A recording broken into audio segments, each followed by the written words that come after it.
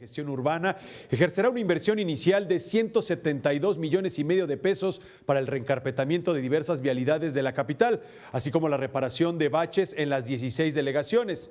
Las avenidas a intervenir son Javier Rojo Gómez de Ermita Iztapalapa, Eje 3 Sur Ferrocarril de Río Frío, Eje 10 Sur Tláhuac en ambos sentidos, de Estanislao Ramírez Ruiz a calle Felipe Hernández y avenida Congreso de la Unión en ambos sentidos, en el tramo comprendido de Circuito Interior a Eje 5 San Juan de Aragón.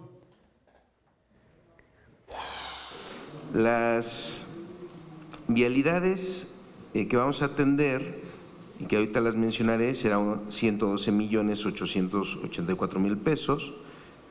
Para el tema de las coladeras, 11,199,000 pesos.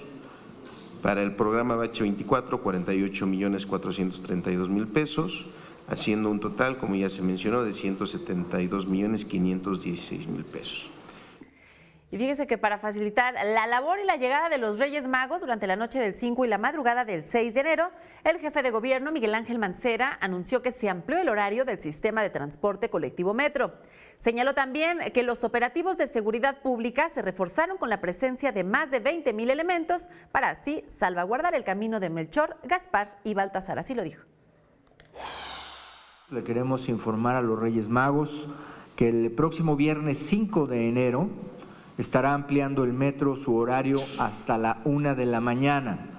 Se va a permitir el acceso con juguetes, se va a permitir el acceso también con bicicletas, pero estos deberán estar embalados, deberán estar empaquetados o bien ser plegables.